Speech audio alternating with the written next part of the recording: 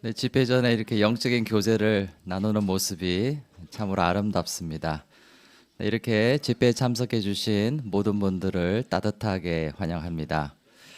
그러면 공개 강연과 파스텔을 시작하기 전에 여호와 기쁨으로 노래하라 98번을 함께 부르시고 시작하는 기도가 있겠습니다. 노래는 98번입니다.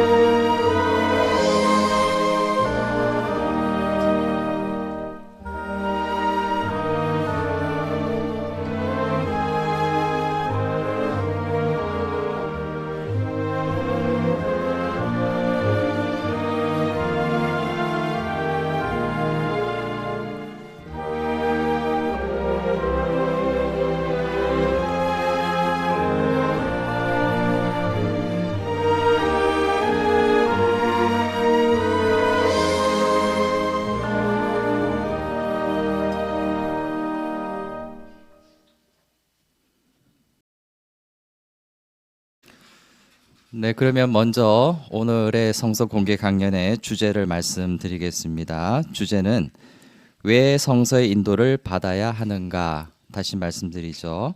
왜 성서의 인도를 받아야 하는가입니다. 예, 오늘 연설에 수고해 주실 분은 강릉 성덕회중에서 감독자로 수고하시는 이진수 형제이십니다. 그러면 연사를 초대하겠습니다.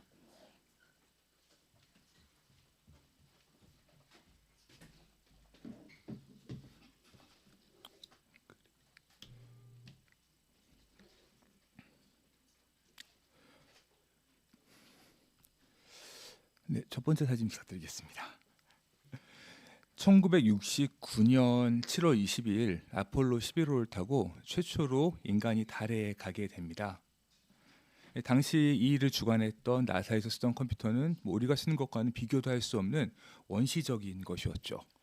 많은 계산을 실제로 컴퓨터라고 불리던 계산원들이 직접 했다고 전해지고 있습니다.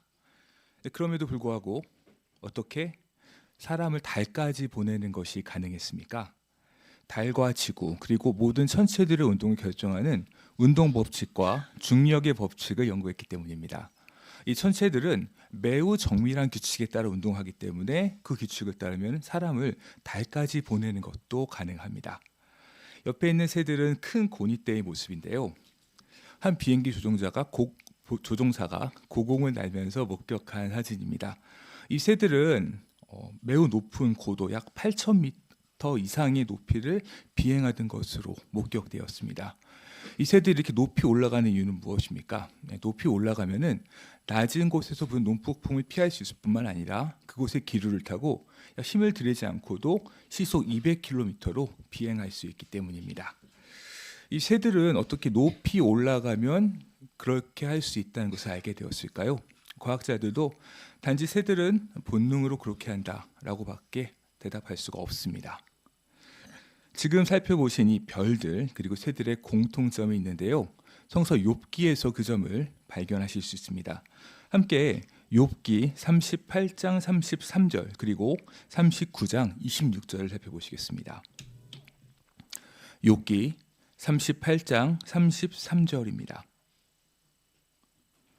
33절 너는 하늘을 지배하는 법칙을 아느냐? 그 권위가 땅에 행사되게 할 수 있느냐? 39장 26절입니다.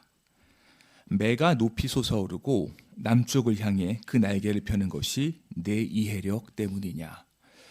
근데 공통점을 발견하셨습니까? 여호와께서는 욥에게 하신 질문을 통해서 바로 자신이 이 천체들이 따르는 하늘을 지배하는 법칙을 정하신 분이며 새들이 하늘 높이 솟아오르도록 본능을 넣어주신 분이라는 점을 알려주셨습니다. 이렇게 별들과 동물들은 하느님의 인도를 받고 있습니다. 그런데 우리 지상에 있는 인간들은 동물이나 천체와는 달리 자신의 행로를 스스로 선택해야 합니다. 그 많은 선택의 순간에 우리는 적절한 인도가 필요하죠. 어디에서 그런 인도를 찾을 수 있습니까? 아마 이 자리에 계신 분들이라면은 고대에 살았던 한 시인의 이런 말에 동의하실 것입니다. 시편 48편 14절 보시겠습니다. 시편 48편 14절입니다.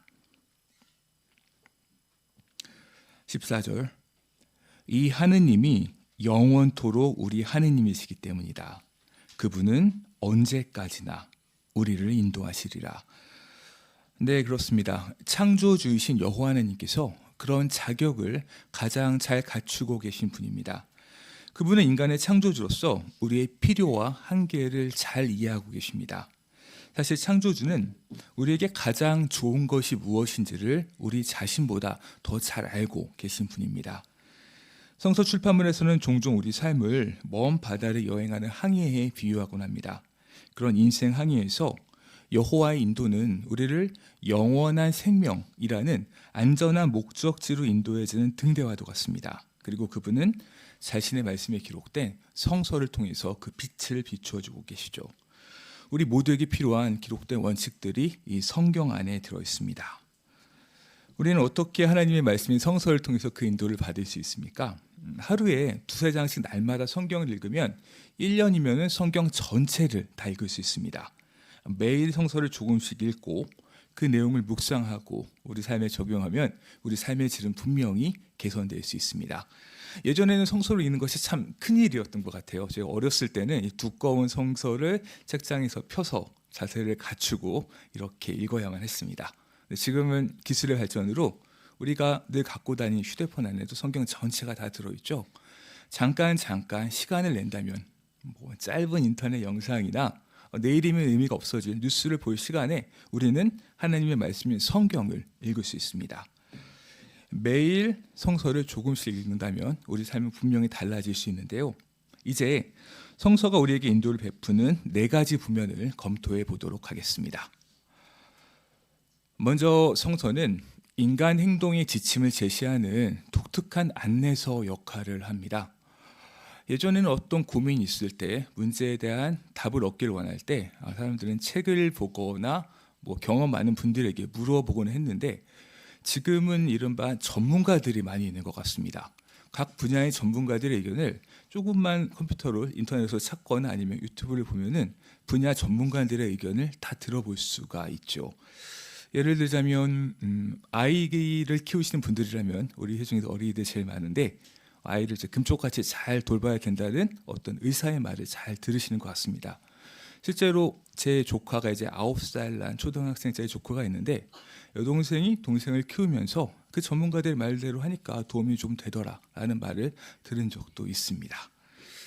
그런데 생각을 해보면은 그런 전문가들의 의견은 시간이 지나면 조금씩 바뀌게 됩니다. 그리고 한국과는 전혀 다른 사회적, 문화적 배경을 가진 곳에서는 그 조언이 적용되지 않을 수도 있죠. 어떤 사람에게는 매우 좋은 조언이 다른 환경과 입장에 처한 사람에게는 부적절한 조언일 수도 있습니다. 하지만 성서에서 제시하는 도덕 표준과 행동 규범은 비길 데 없이 독특한 것인데요. 성서의 조언을 따르는 사람은 결코 해를 입지 않는다는 면에서 그러합니다. 이유는 무엇입니까? 함께 디모데후서 3장 16절 보시겠습니다. 디모데후서 3장 16절입니다. 3장 16절 모든 성경은 하나님의 영감을 받은 것으로 가르치고 책망하고 바로잡고 의로 징계하는 데 유익합니다. 그리하여 하나님의 사람이 온전히 유능하게 되고 모든 선한 일을 할 준비를 완전히 갖추게 해줍니다. 네, 성경이 사람들의 생각과 다른 이유는 하나님의 영감받은 책이라는 점입니다. 이 영은 하나님의 생각을 말하죠. 성경에는 하나님의 생각이 들어 있습니다. 그렇기 때문에 시대가 지나면 또 장소가 바뀌면 다른 인간의 생각과는 다르게 모든 사람에게 언제나 유익합니다. 이제 깨끗함과 도덕에 관한 성서의 표준을 고려해 보겠습니다. 사람들이 하나님의 표준을 따를 때 어떤 유익을 얻는지, 그리고 그 표준을 무시할 때 어떤 고통을 겪게 되는지 유의해 보시기 바랍니다. 근데 흡연은 정말 해로운 습관이라는 것을 모두가 인정하는 것 같습니다. 어제 일산 호수공원이라는 데를 가봤는데 공원 전체에서 흡연은 법으로 금지되어 있다는 것이 곳곳에 붙어 있더군요. 한국에서는 이제 거의 모든 공공장소에서 흡연이 금지되어 있습니다. 그런데 사람들이 담배가 건강에 이렇게 해롭다는 것을 인식한 것은 그리 오래되지 않았습니다. 불과 몇십 년 전인 1990년대까지만 하더라도 비행기 안에서도 흡연이 허용되었었다고 합니다. 심지어 어르신들은 종종 말씀하시는데 옛날 시골에서는 한국에서 일부러 어른들이 아이들에게 담배를 이렇게 피우게 했다고 합니다. 적절한 약이 없었기 때문에 약으로서 쓰기도 했다고 하시더군요. 한국에서 흡연의 역사는 정말 오래되었는데요. 보통 임진왜란이 지난 다음에 일본을 통해서 전해진 것으로 알려져 있습니다.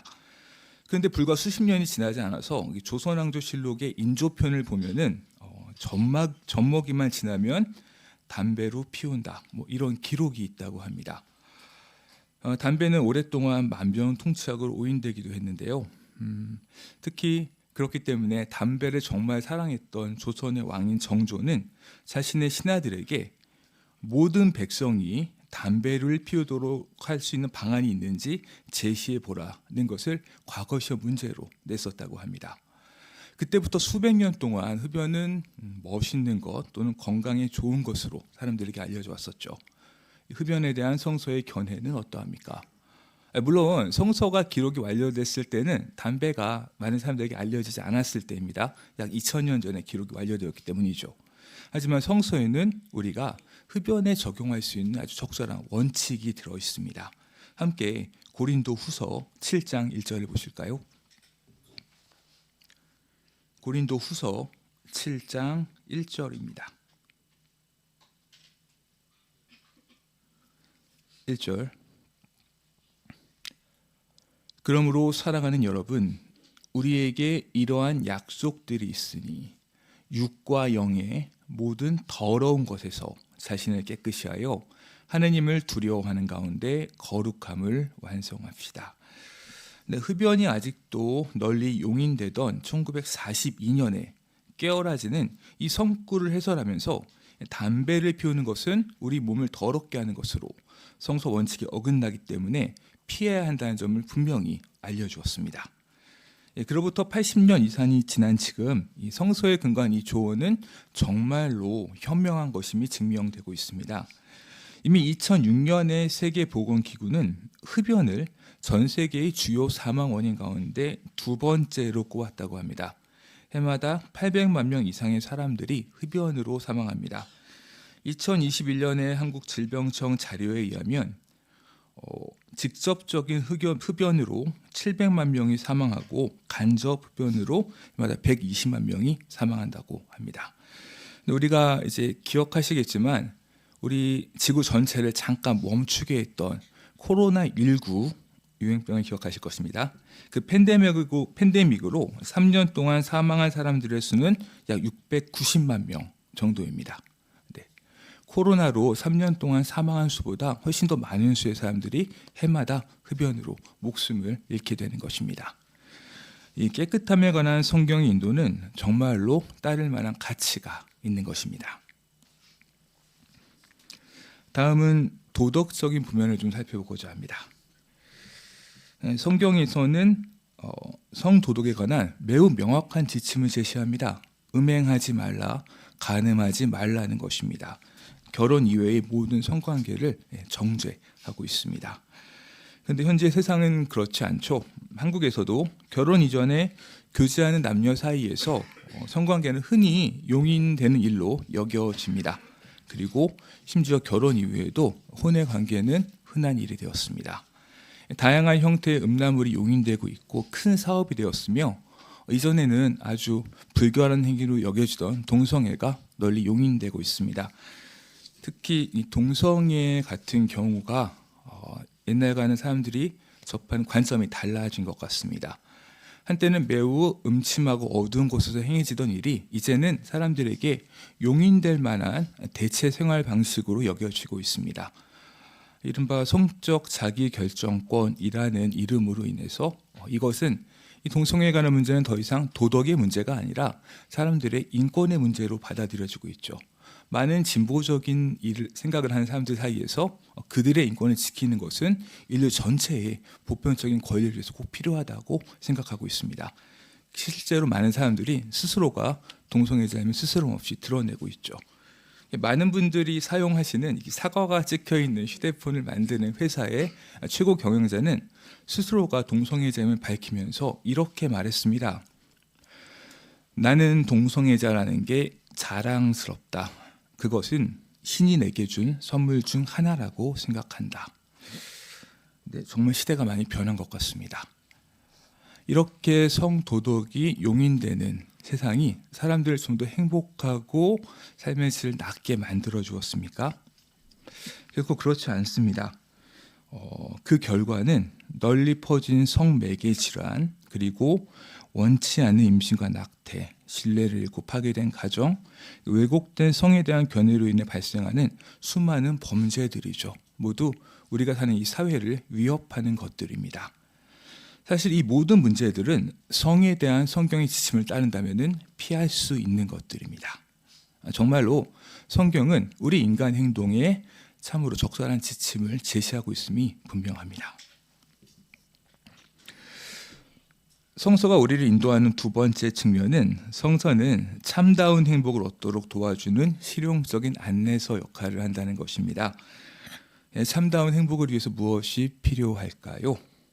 다들 생각이 다르시겠지만 대부분의 분들이 안정되고 튼튼한 가정이 진정한 행복 기초라는 데는 동의하실 것 같습니다. 성서는 안정된 가정 생활을 하고 건전하고 행복한 인간관계를 누리는 데 필요한 아주 꼭 필요한 지침들을 제시해 줍니다. 다음 사진 부탁드립니다.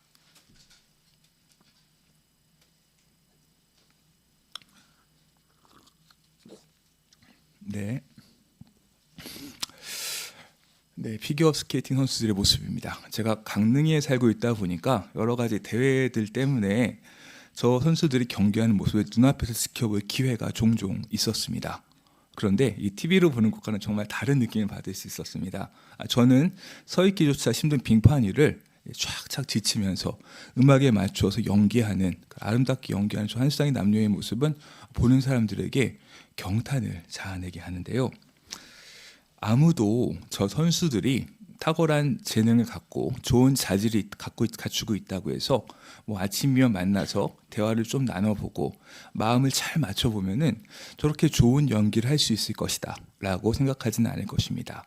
그들은 4년에 한 번 있는 대회를 위해서 아주 훌륭한 코치 밑에서 뼈를 깎는 노력을 했겠죠. 그 결과 저렇게 아름다운 연기를 할 수 있게 되었습니다. 자료 감사합니다. 네, 그런데 전혀 다른 환경에서 다른 개성을 갖고 자란 남녀가 만나서 행복한 가정 생활을 하는 것이 저 피겨 스케이팅보다 더 쉬운 일이 될 수 있을까요? 놀랍게도 많은 사람은 그게 가능하다고 믿는 것 같습니다. 많은 세상 남녀들은 잘 좋은 사람을 만나서 정말로 상대를 사랑하는 마음만 있으면은 행복한 결혼 생활을 할 수 있을 것이라고 믿고 가정을 이룹니다. 그리고 많은 경우 그로 인해서 고통을 겪게 되죠. 이 가정 생활에 대해서도 성서는 아주 꼭 필요한 지침을 제시해주고 있습니다. 먼저 에베소서 5장 33절 보시겠습니다. 에베소 5장 33절입니다.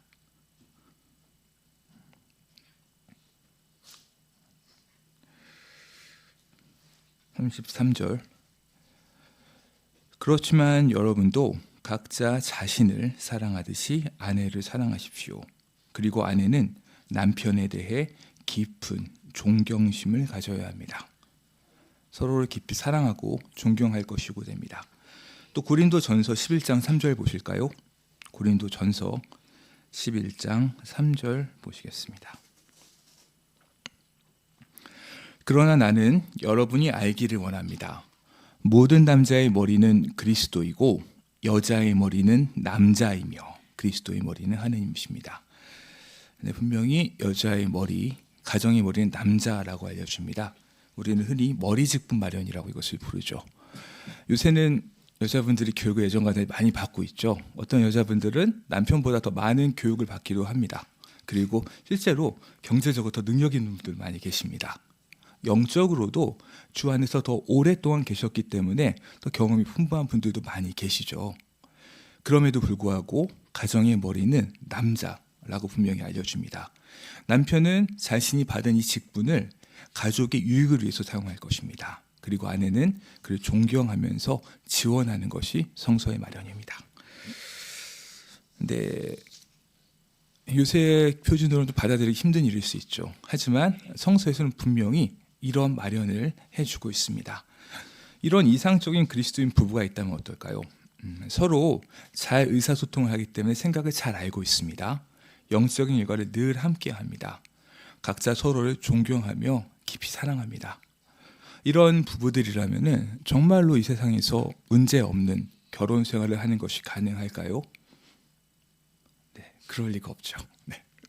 제가 18년째 결혼 생활을 하고 있는데 결혼 생활의 매 순간순간마다 여러 가지 문제들이 발생하게 됩니다. 아마 대부분의 부부들이 이 점에는 동감하실 것입니다. 하지만 성서의 인도를 따르는 부부라면은 그 문제들을 훨씬 더 잘 대처할 수 있을 것입니다. 자신의 생각이 아니라 가정의 창시자이신 하나님의 생각을 따르기 때문이죠. 지난 2024년 2월에 JW 방송에서는 그런 부부의 예가 나왔습니다. 어린 나이 서로 사랑해서 결혼했지만 성서 원칙을 몰랐기 때문에 가정이 파괴되었습니다. 하지만 각자가 성서를 원칙을 알게 되었고 그 원칙을 적용함으로 가정을 행복하게 회복시킬 수 있었죠. 아마 우리 회중에 계신 많은 그리스도인 부부들이 그 점을 누구보다 더 잘 알고 계실 것입니다. 네, 성서가 우리를 인도하는 세 번째 보면은 성서는 참된 성공으로 인도하는 확실한 안내서 역할을 한다는 것입니다. 네, 참된 성공의 기준이 무엇일까요? 네, 어떤 사람이 성공한 사람이라고 생각하십니까? 요즘 세상에서는 하나의 확고한 기준이 생긴 것 같습니다. 돈이죠. 예. 더 많은 돈을 번 사람일수록 더 크게 성공한 사람으로 여겨집니다. 그렇기 때문에 세상 사람들은 성공한 사람이라고 이야기한다면은 아마 미국의 한 전기 자동차를 만드는 회사의 소유주를 떠올리곤 합니다. 네, 사람들은 그렇게 부자가 되기를 바랍니다. 그래서 일단 성장기부터 좋은 직업을 갖기 위해 고등교육을 받기 위해 열심히 공부합니다. 좋은 직업을 얻은 다음에는 열심히 부를 쌓기 위해 노력하고 그것만으로 모자라다고 생각돼서 여러 가지 금융상품이나 가상화폐에 투자를 하기도 합니다. 더 많은 부를 얻기 위해서죠. 그런 노력 중에 가장 인상적이었던 것은 하나 소개해드리려고 하는데요. 미국에서 오랫동안 세계 최고의 부자 자리를 지키던 투자자가 있습니다. 이 워렌 버핏이라는 이 투자자는 1년에 한 번 자선 목적으로 자신과 3시간 동안 식사할 수 있는 기회를 경매에 내놓는다고 합니다. 그런데 이제 이분 연세가 많으셔서 지난 2022년에 그 마지막 경매가 나왔는데 그 3시간짜리 식사 경매의 낙찰가는 약 1,900만 달러였다고 합니다. 오늘 한국 환율로 따져보니까 한 265억 정도가 되더군요. 시급 88억 정도였습니다. 네, 정말 인상적이었던 것은 3시간에 수백억의 돈을 낼 수 있을 정도의 사람이라면은 이미 평범한 사람이 상상할 수도 없는 많은 돈을 가진 사람일 것입니다. 그런데도 그는 더 부자가 되기 위해서 기꺼이 그 거액을 내놓았다는 것이죠. 세상 사람들은 그렇지만 성서는 많은 부를 추구하는 것에 대해서 이렇게 경고하고 있습니다. 함께 디모데전서 6장 9절과 10절 보시겠습니다. 디모데전서 6장 9절과 10절입니다.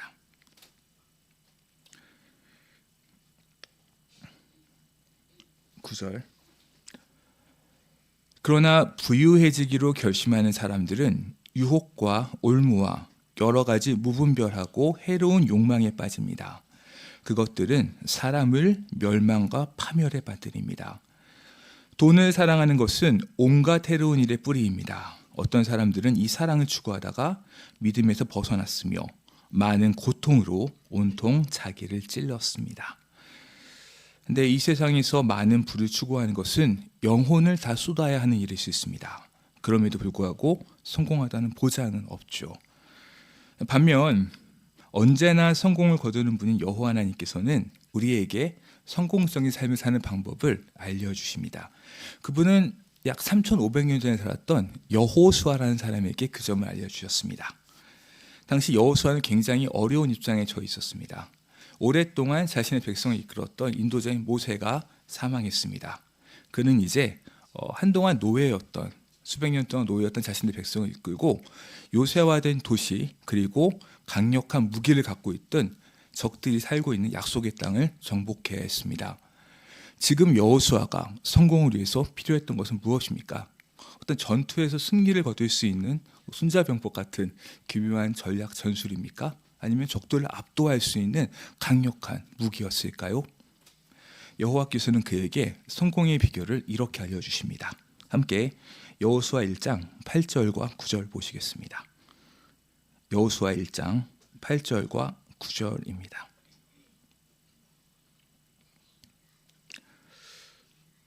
8절. 이 율법책을, 즉 성경을 내 입에서 떠나지 않게 하고 밤낮으로 낮은 소리로 읽어서 그 안에 기록된 것을 모두 주의 깊이 지켜야 한다. 그러면 내가 성공하게 되고 지혜롭게 행동하게 될 것이다. 내가 너에게 명령한다. 용기와 힘을 내어라. 겁내거나 두려워하지 마라. 내가 어디로 가든지 너희 하느님 여호와가 너와 함께 있다. 네, 여호수아는 날마다 성경을 읽어야 했습니다. 그 성공의 비결은 무엇이었습니까? 그렇게 할 때 여호와 하나님께서 날마다 그와 함께 계실 것이었습니다. 우주의 창조주이신 가장 강력한 분이 우리와 함께 있다면 우리가 무엇이든 성공하지 못할 이유가 어디 있겠습니까? 물론 이 성공이 이 세상에서의 어떤 경제적이거나 재정적인 성공은 아닙니다. 저도 한 50년 가까이 여호와의 증인으로 생활해 왔는데 성경을 열심히 읽어서 큰 부자가 되셨다는 얘기는 아직 듣지 못했습니다. 이 성공은 영적인 의미에서의 성공이죠. 날마다 성경을 읽고 성경에서 알려주는 원칙과 지침에 맞게 생활한다면 여호와께서 그와 함께 계십니다. 세상의 부는 단숨에 무가치해질 수 있죠. 전쟁이나 거대한 자연재해 앞에서 우리가 쌓은 것들은 금방 의미가 없어질 수 있습니다. 하지만 항상 여호와와 함께 걷는 사람은 언제나 성공하게 됩니다. 바로 이것이 성서가 우리를 인도하는 네 번째 분명과 관련이 있는데요. 성서는 우리를 영원한 생명으로 인도하는 안내서 역할을 합니다. 성경은 인간이 받을 수 있는 가장 큰 상인 영원한 생명으로 우리 모두를 인도해 줍니다. 지금 세상에서 정말로 훌륭하고 행복하고 생산적인 삶을 산다 해도 그것은 하나님의 신세계에서 누릴 수 있는 삶에 비해서는 훨씬 못 미치는 것입니다. 다음 사진 부탁드립니다. 네, 예전에 형제들이 그리스도인 중립을 지킨다는 이유로 교도소에서 생활했을 때 입던 옷입니다. 교도소에서는 필요에 의해서 재소자들을 가슴표의 색깔로 분류합니다. 일반 재소자들은 하얀색 가슴표를 메고 있고요. 문제수들은 노란색, 물건 반입에 신경 써야 되는 마약사범들은 하늘색 가슴표를 달고 있습니다. 그런데 교도소에서도 확연히 구분되는 저 빨간색 가슴표를 달고 있는 사람들이 있습니다. 사형수들입니다. 한국에도 아직 약 58명의 미집행 사형수들이 있다고 하는데요. 그들도 그 안에서 생활할 때 보면은 다른 재소자들과 똑같습니다. 같이 밥도 먹고 운동도 하고 TV를 보면서 막 웃기도 합니다. 그런데 아무도 같이 생활하는 재소자들이나 교도관들이나 그 사형수 자신도 그가 진짜로 살아있는 사람이라고는 믿지 않습니다. 지금 정부 정책 때문에 목숨을 유지하고는 있지만 어느 날 갑자기 법무부에서 서류 한 장이 날아오면은 다음날 아침에라도 형장이 이슬로 사라질 수 있기 때문이죠. 만약에 현 세상에서 우리 삶이 그냥 끝나게 된다면 우리의 삶은 저 사형수와 날짜만 받아놓지 않았을 뿐 크게 다를 바가 없을 것 같습니다. 자료 감사합니다. 근데 우리의 현 세상에서 우리 삶이 끝나게 된다면 그 이후에도 의미가 있는 것이 무엇이 있을까요? 네, 우리가 사랑하는 사람들의 장례식에 갔을 때 전도서 7장의 표현처럼 그 죽음의 의미에 대해서 좀 더 생각해 보게 되는 것 같습니다. 정발회중도 참 큰 회중으로 알고 있는데요. 저희 성덕회중도 식구들이 많습니다. 전도인들이 130명 가까이 되기 때문에 대소사들이 많이 있는데요. 작년 11월부터 올 4월까지 회중 성원들과 관련된 장례가 7번 있었습니다. 근데 그중에 가장 인상적이었던 것은 회중 형제의 아버지셨던 한 농인 형제의 이야기입니다. 이분은 태어날 때부터 농인이셨습니다. 약 90세를 일기로 돌아가셨는데 한국이 선진국이 된 지금도 청각 장애인들의 삶은 그렇게 녹록지 않죠. 다른 분들보다 훨씬 많은 고난을 겪어야 됩니다. 그런데 이제 1930년대, 40년대 태어나서 자란 그분은 훨씬 더 많은 불공정과 고통을 겪으셔야 했을 것입니다. 그래서 그분이 젊었을 때 여호와의 증인을 만나서 처음 한 질문은 왜 나만 이렇게 아파야 하는가 였다고 합니다. 그를 가르치기 위해서 형제는 수어를 배웠고 마침내 그분은 자신이 왜 이렇게 고통을 받는지 그리고 자신이 겪는 장애가 끝난 영원한 생명을 누릴 삶에 대해서 성경을 통해 알게 되었습니다. 그리고 55년 동안 충실히 여호와를 섬겼고 세 자녀를 진리 안에서 훌륭하게 양육했습니다. 그리고 지금은 죽음의 잠을 자게 되었습니다. 다시 한번 질문을 드리고 싶은데요. 만약 현 세상에서 우리 삶이 끝나게 된다면 그 이후에 의미가 있는 것이 무엇이 있겠습니까? 생전의 재산이나 사람들의 평판, 우리를 사랑하는 가족들 매우 소중하죠. 우리는 그것들을 위해서 열심히 살아왔습니다. 하지만 우리의 죽음 이후에는 그것은 우리에게 어떤 영향도 미칠 수 없게 됩니다. 우리가 죽은 다음에도 의미가 있는 것은 살았을 때 성경의 인도를 충실히 따르며 여호와와 함께 걷고 그분을 섬겼다는 기록뿐일 것입니다.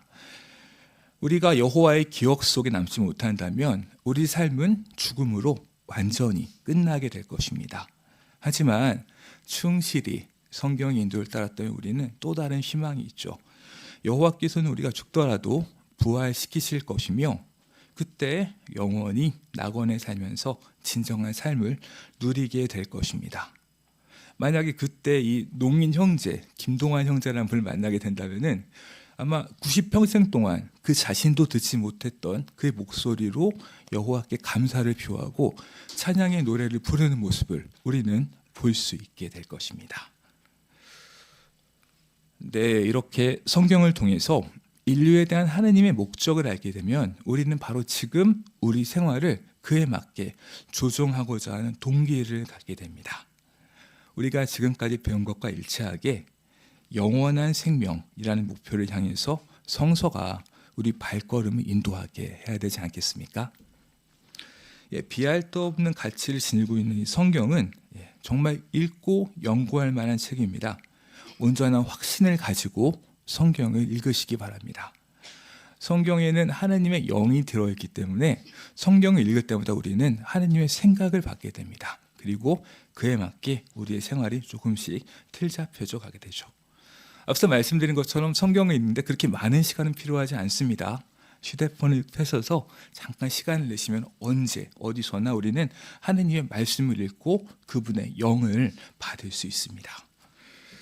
별들이 그 궤도를 따르도록 인도를 받고 새들이 하느님이 주신 본능의 인도를 받듯이 우리도 신세계에서 영원한 생명을 누릴 수 있도록 확실한 인도를 받아야 하지 않을까요? 그렇다면 성서가 우리를 안내하는 안내서가 되게 하시기 바랍니다.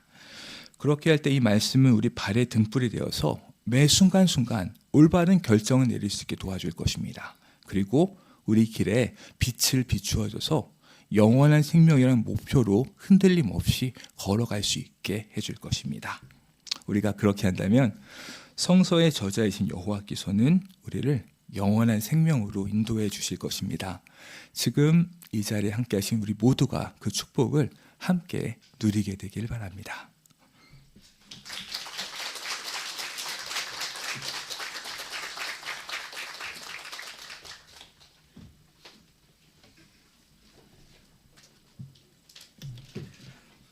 네, 오늘 우리는 왜 성서의 인도를 받아야 하는가라는 의미 있는 연설을 듣게 되었습니다.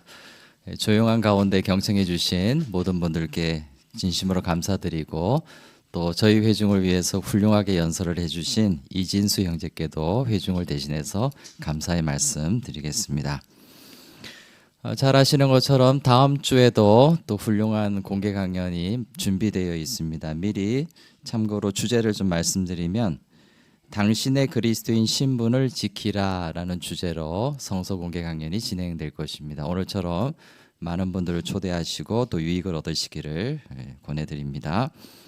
이제 이어서 파스텔 집회가 있는데요. 오늘은 영국이사 8 여호와의 용서 어떻게 본받을 수 있습니까? 라는 주제로 함께 토의하시겠습니다. 파스텔 사회자인 유승호 형제를 초대하겠습니다.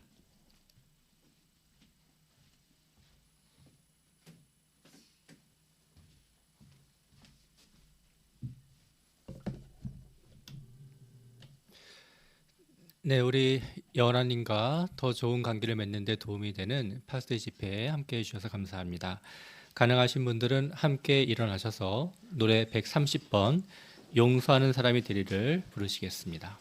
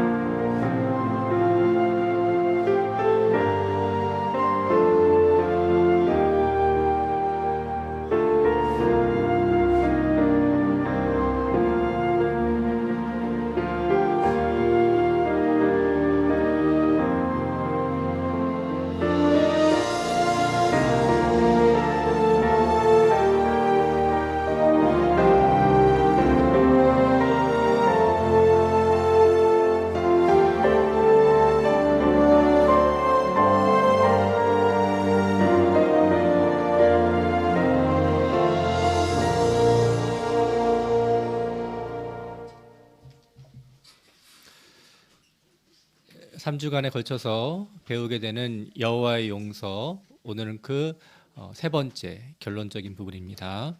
주제는 여호와의 용서 어떻게 본받을 수 있습니까? 입니다.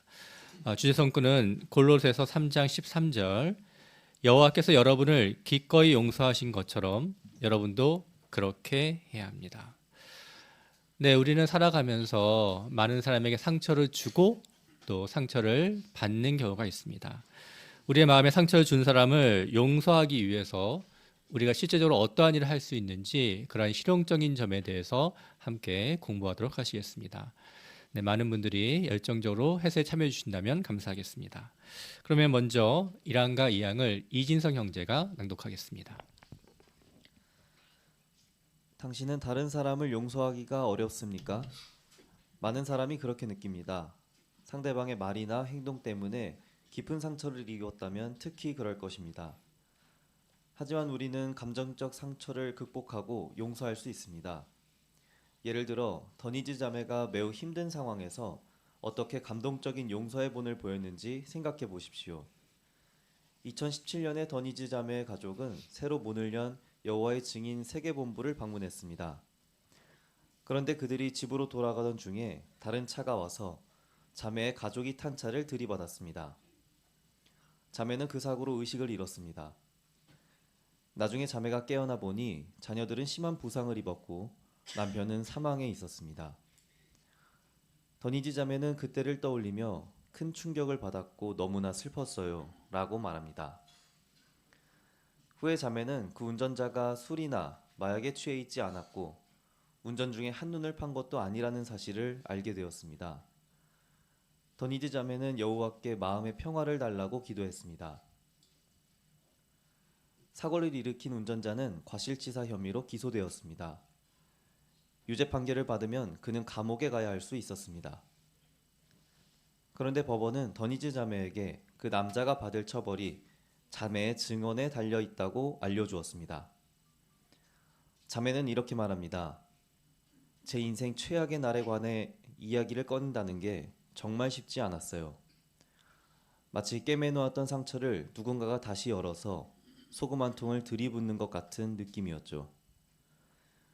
몇 주 후에 더니즈 자매는 법정에 앉아 자신의 가족에게 너무나 큰 고통을 준 남자 앞에서 증언을 했습니다. 자매는 어떻게 증언했습니까? 판사에게 그 남자를 선처해달라고 요청했습니다. 자매가 말을 마치자 판사는 큰 감동을 받고 눈물을 흘리며 이렇게 말했습니다.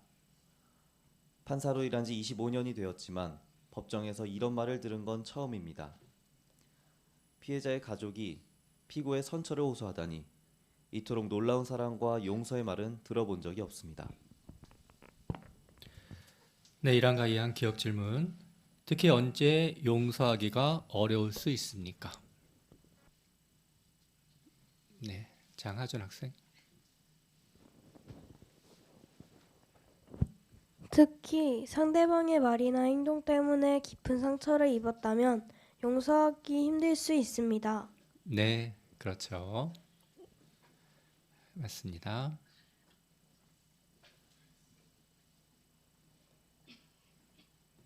그럼 니은 질문. 더니즈 자매는 어떤 상황에서 상대방을 용서해 주었습니까? 이재용 형제. 예, 더니스 자매는 참으로 참혹한 교통사고를 당했습니다. 바로 가족이 사망하고 치료받느라고 고생을 너무 많이 하고 그리고 본인도 많은 어려움을 당했죠. 그런데 그가 피해자의 그 가해자의 재판을 받게 될 때 피해자의 그 설명에 따라서 그의 말 따라 감옥에 갈 수도 있고 용서받을 수 있는 상태가 되었는데 바로 그런 고통당한 것들을 생각한다면 도저히 용서할 수 없는 가해자에 대해서 선처해달라는 말을 통하여 판사와 온 모든 사람들은 큰 감동을 받는 일이 있었습니다. 네, 그렇습니다. 내용을 잘 정리해 주셨네요. 김영수 형제. 네, 이 자매가 법정에서 증언했을 때 판사가 감동을 받고 눈물을 흘렸다. 이게 사실은 이게 흔한 일이 아니거든요. 이 판사가 눈물을 흘리는 일은 아마 거의 없을 것입니다. 이 판사도 25년 동안 재판을 했지만 이런 일이 처음이다 하면서 감동을 받았는데 실제로 감동을 받은 것은 이 판사뿐이 아니라 그 법정에 있었던 모든 사람, 그 판사의 가족이라든가 주변 사람, 그리고 이 가해자 운전자의 가족이라든가 그 주변의 모든 사람에게 감동을 준 것이고 그 용서는 참으로 큰 파장을 일으켰을 가능성이 있습니다. 네, 그렇죠. 맞습니다. 은효상 형제.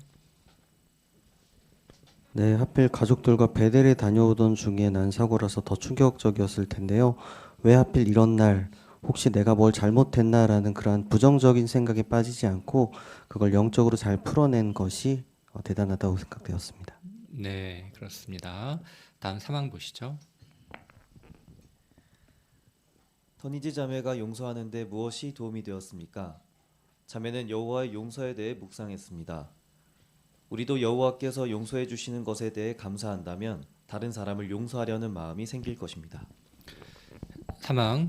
더니지 자매는 어떻게 용서하려는 마음을 갖게 되었습니까?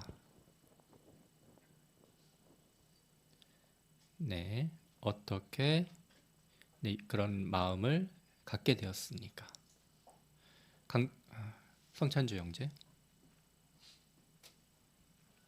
여호와의 용서에 대해 묵상함으로 그런 마음을 갖게 되었습니다.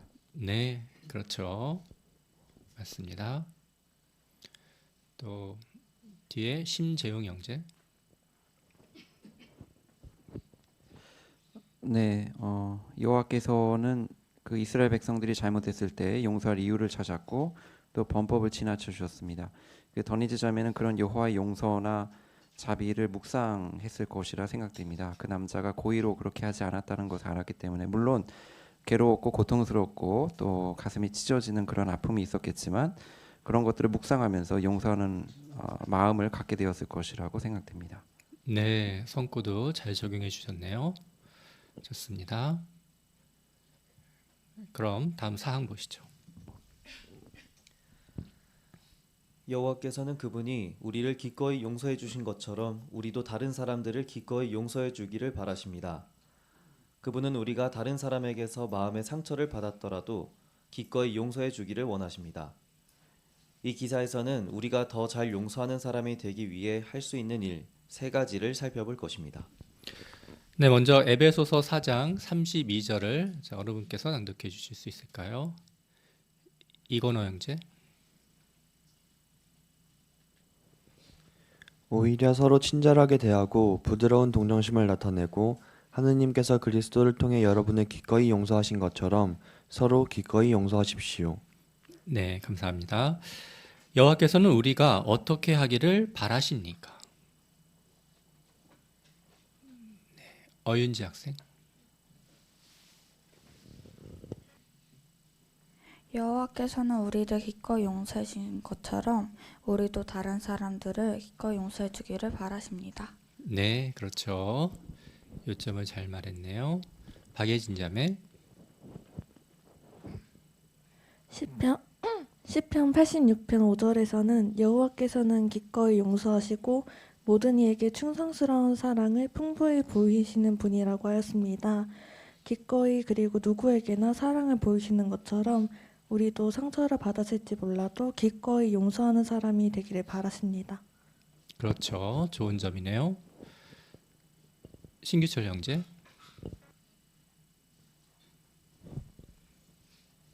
네, 낭독 성구에서도 알려주는 것처럼 우리는 그 용서가 필요한 상황을 그 여호와를 본받을 기회로 삼을 수 있겠습니다. 네, 맞습니다. 중요한 점이네요.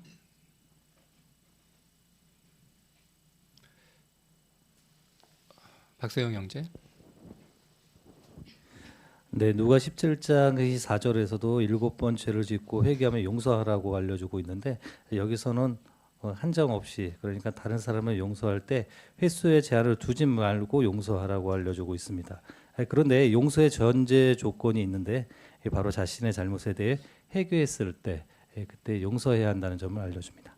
네, 그렇죠. 네, 선구 내용을 또 잘 언급해 주셨습니다. 정경태 형제. 에베소서 4장 32절에서 하나님께서는 예수 그리스도를 통해서 우리를 용서해 주셨습니다. 우리가 이 말씀을 잘 기억한다면 다른 사람들도 용서하기가 쉬울 것입니다. 네, 그렇죠. 맞습니다. 자, 그러면 자신의 감정을 회피하지 마십시오. 5항입니다.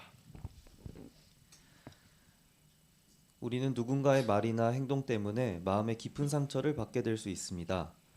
그 사람이 친한 친구나 가족이라면 그 상처는 더 클 것입니다.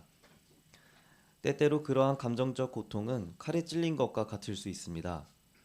우리는 고통스러운 감정을 억누르거나 회피하려고 할지 모릅니다. 하지만 그렇게 하는 것은 칼에 찔렸는데 칼을 뽑지 않고 그대로 두는 것과 같다고 할 수 있습니다. 그와 비슷하게 고통스러운 감정을 회피한다면 상처가 나을 것으로 기대할 수 없을 것입니다. 네, 먼저 잠언 12장 18절. 자, 여기를 어느 분께서 낭독해 주시겠습니까? 네, 민재남 자매.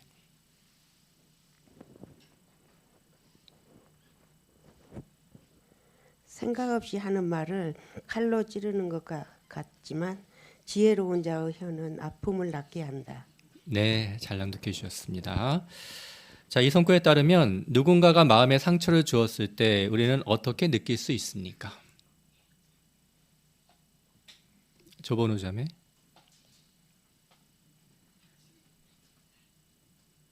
네, 낭독 선구의 표현처럼 마치 칼에 찔린 것 같은 깊은 감정적 고통을 느낄 수 있습니다. 그렇죠, 맞습니다. 유아진 형제.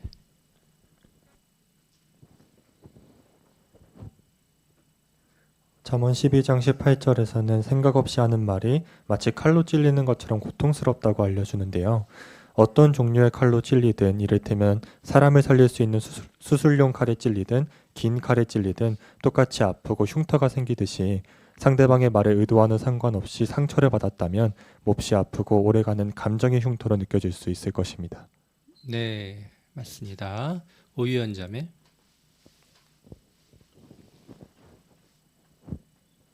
네, 또 특히 친한 친구나 가족의 말이라면 시편 55편처럼 배신당한 느낌도 들 수 있습니다. 하지만 계속해서 그런 감정을 회피하고 억누른다면 우리 마음에 더 깊은 상처를 남길 수 있습니다. 그렇죠. 네, 실용적인 점이네요. 신영옥 자매. 예, 칼에 찔렸다면 칼을 뽑고 거기 소독을 하고 꿰매든지 수술을 해야 할 것입니다. 우리가 그 집안일을 하다 보면 2, 3일에 한 번씩은 꼭 정리를 해야 집안이 깨끗함을 유지합니다. 용서라는 것도 우리가 주기적으로 해야 되는 것입니다. 네, 좋은 내용이네요. 다음은 또 6항을 보시겠습니다. 누군가가 우리의 마음에 상처를 준다면 처음에는 화가 날 수 있습니다. 성경은 우리가 때때로 격분하게 될 수 있다고 알려줍니다. 하지만 그러한 감정이 우리를 지배하도록 내버려 두어서는 안 된다고 경고합니다. 이유가 무엇입니까? 흔히 감정은 행동으로 이어지기 때문입니다. 분노가 좋은 결과를 가져오는 경우는 거의 없습니다. 기억하십시오. 화가 나는 것은 자연스러운 반응이지만 계속 화난 상태로 있을 것인지는 우리의 선택입니다. 6항 질문. 마음의 상처를 받으면 어떻게 반응하게 될 수 있습니까?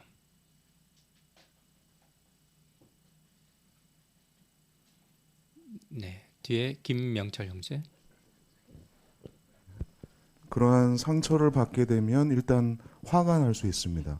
화가 나게 되면 더 나아가서 격분하게 되고, 격분하게 되면 감정의 상처가 될 수 있기 때문에 그러한 반응을 나타낼 수 있습니다. 네, 그렇죠. 김은비 자매.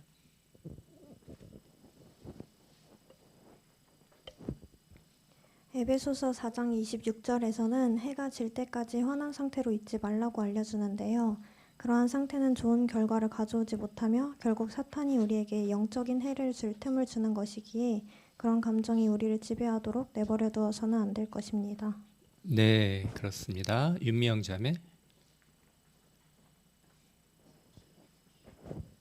네, 화가 나는 것은 잘못이 아닙니다. 우리는 불의를 보면 화가 나기 때문인데 자연스러운 감정이고 또 잘못이 아니지만 화가 난다고 터뜨리는 것은 상황을 해결하는 데 전혀 도움이 되지 않습니다. 본항에 계속 화난 상태로 있을 것인지는 우리의 선택이라는 말처럼 시편 4장 4편 4절에 잠자코 있을 수 있는 감정을 다스리는 훈련을 할 수 있겠습니다. 네, 그렇습니다. 유미연 자매.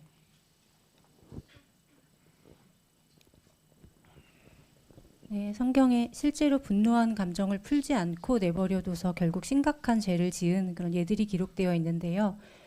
동생을 죽인 카인이나 세겜의 도시 모든 남자들을 죽인 시므온과 레위, 또 화를 터뜨려서 약속의 땅에 들어가지 못한 모세 등이 그 경우입니다. 이렇게 격한 감정을 그대로 방치하고 내버려두면 죄를 짓는 행동으로까지 이어질 수 있기 때문에 감정을 제어할 필요가 있음을 알게 됩니다. 네, 성서의 인물을 잘 적용해 주셨습니다. 최윤정 자매.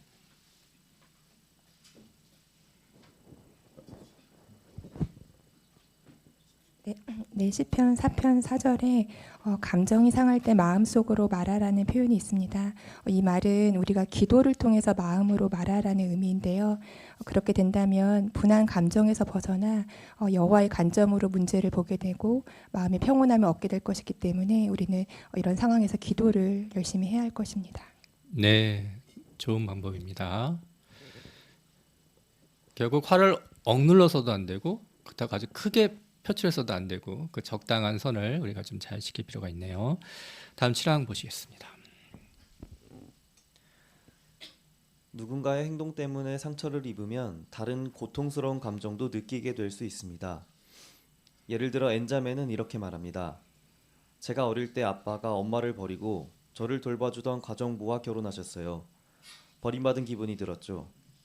그 두 분 사이에 아이들이 태어났을 때는 제 자리를 빼앗긴 것 같았어요. 그 후로 쭉 저 자신이 무가치하다는 느낌이 들었어요. 조제자매는 남편이 외도를 했을 때 어떤 기분이 들었는지 이렇게 말합니다.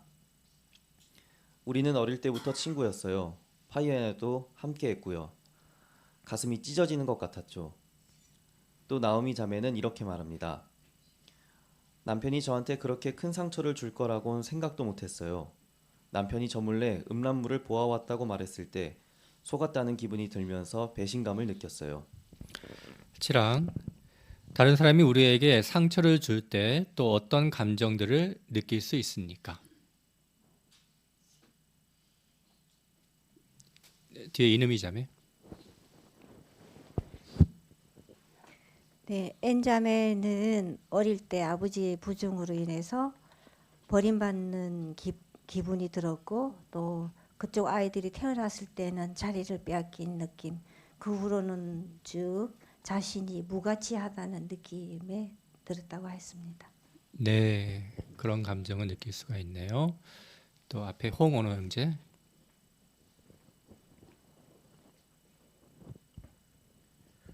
네, 특히 믿고 있던 사람으로 인해 마음에 상처가 생긴다면 그 사람에 대한 배신감과 상실감이 크게 밀려올 수 있습니다.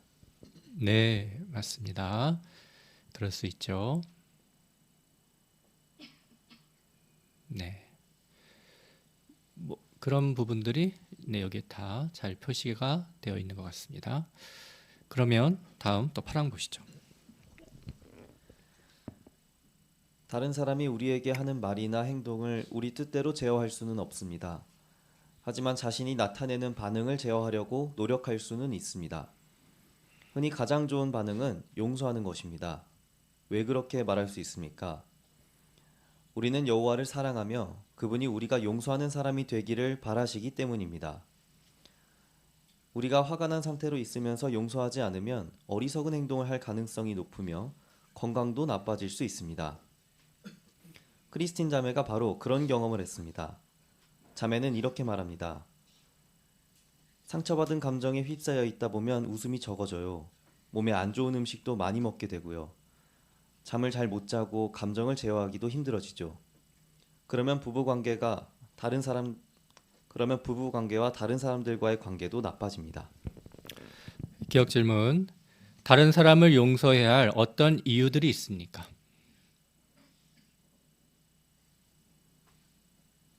네, 어떤 이유들이 있습니까? 네, 이재용 형제.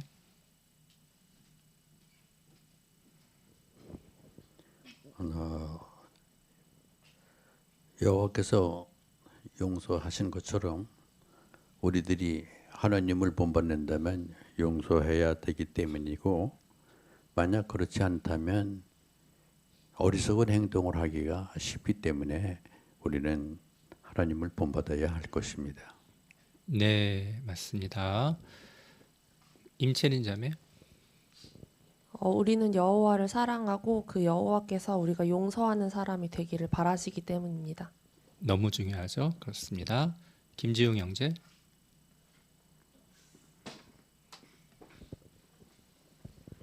네, 그리고 나 자신에게 유익하기 때문인데요. 용서한다면 어리석은 행동을 방지할 수 있고, 또 잠언 14장 30절에서 평온한 마음은 몸에 생명을 준다라는 선구처럼 건강에 유익이 되기 때문입니다. 네, 그렇습니다. 자, 그럼 정춘일 형제 뒤에. 네, 저도 이게 좀 어떨 때는 제가 화를 제어하기가 쉽지 않을 때가 많이 있습니다. 그런데 성경을 보다가 비슷한 성구지만 잠언 16장 32절을 계속 제가 읽어봤습니다. 화내기를 더디하는 자는 용사보다 낫고 자기를 제어하는 자는 도시를 정복하는 자보다 낫다라는 이 성구를 계속 되뇌이면서 화내는 것은 결코 이기는 것이 아니라 모든 싸움에서 지는 것이다라는 것을 알게 되었고, 뭐 지금도 노력하고 있지만 화를 안 내려고 엄청 자제를 하고 노력 없이는 안 된다는 것을 또 알고 있습니다. 네, 그렇죠. 근데 정말 용서하지 않고 이렇게 화를 계속 내고 있으면 건강이 정말 안 좋을까요? 어떻게 생각하세요?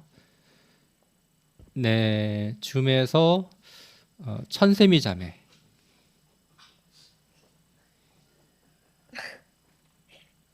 용서는 자기 자신에게 유익하다는 면에서 분한 마음을 품고 있는 것을 무게가 가벼운 돌을 들고 있는 것에 비유한 예가 생각이 납니다. 그 돌을 들고 있는 처음 잠시 동안은 별로 힘이 들지 않을 것입니다. 하지만 시간이 점점 지날수록 그 돌의 실제 무게는 변함이 없는데도 그 돌이 더 무겁게 느껴질 것입니다.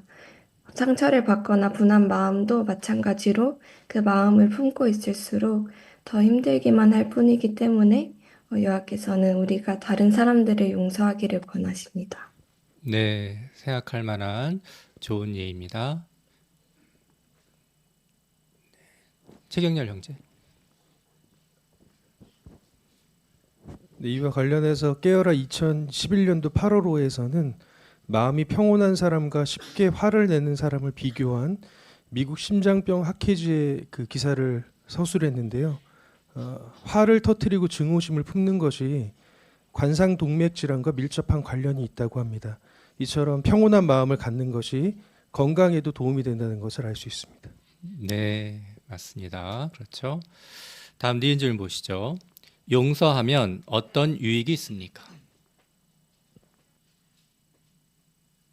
네, 용서하면 어떤 유익이 있습니까?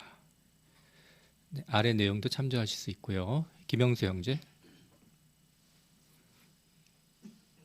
네, 용서를 안 하면 마음이 항상 불안하고 깔끔치가 않습니다.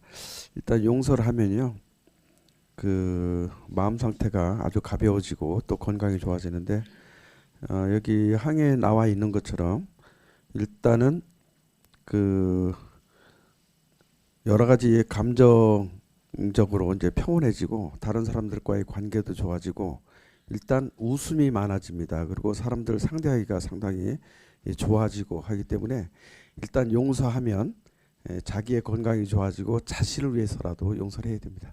네, 그렇죠. 맞습니다. 배경윤 자매. 누군가를 용서한다는 것이 그 사람의 행동을 눈감아 준다거나 우리를 계속 괴롭히게 내버려 둔다는 의미가 아니라 분한 감정을 품지 않기로 결정하는 것을 의미할 수 있는데, 그렇게 된다면 상처가 치유되고 다시 삶을 즐길 수 있기 때문에 더 이상 그 사람 때문에 고통당하지 않을 수 있습니다. 네, 그렇습니다. 이재천 형제.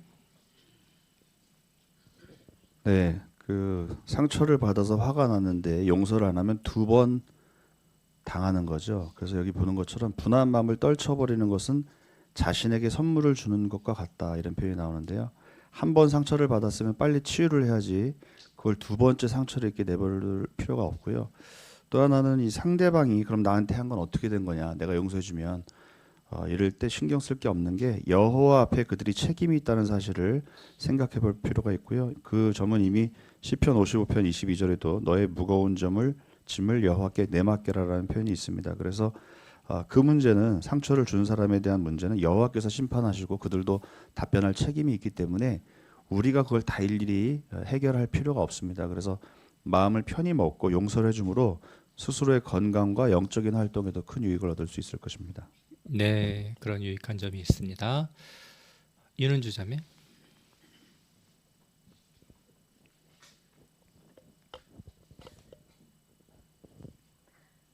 네, 중요한 점은 다른 사람이 우리에게 하는 말이나 행동을 우리 뜻대로 제어할 수는 없죠. 그러나 자신이 나타내는 반응을 제어하고 노력할 수는 있다는 것입니다. 그래서 상대방이 어떤 말이나 행동으로 상처를 준다면 그건 그들의 몫이고, 우리가 그것을 참아준다면 여기 표현처럼 우리 자신에게 선물을 주는 것 같다고 했습니다. 그래서 우리가 참아주고 용서했을 때 우리 자신이 편안하고 또 여호와의 관계가 돈독해질 것이라고 생각하며, 그런 문제가 생길 때 여호와께 기도로 나간다면 마음의 평화를 얻게 됩니다. 네, 그렇습니다. 앞에 큰 벽이 있다가 없으니까 너무 좋으시죠. 다음 구항 보겠습니다. 우리에게 상처를 준 사람이 자신의 행동에 대해 계속 무책임한 태도를 보이더라도 우리는 그 사람이 준 피해를 줄일 수 있습니다. 어떻게 그렇게 할 수 있습니까? 앞서 나온 조제자매는 이렇게 말합니다. 시간이 좀 걸렸지만 저는 전 남편에 대해 화가 난 감정을 떨쳐버릴 수 있었습니다. 그렇게 하니까 마음이 정말 평온해졌어요. 분한 감정을 떨쳐버리면 그런 감정 때문에 마음이 고통당하는 일을 피할 수 있습니다. 또한 그렇게 하는 것은 자신에게 선물을 주는 것과도 같습니다. 지난 일에 더 이상 얽매이지 않고 다시 삶을 즐길 수 있게 되기 때문입니다. 하지만 자신의 감정을 추스르기 위해 노력했는데도 여전히 용서할 마음이 생기지 않는다면 어떻게 해야 합니까? 구항 질문. 왜 분한 감정을 떨쳐버려야 합니까? 장하유 자매.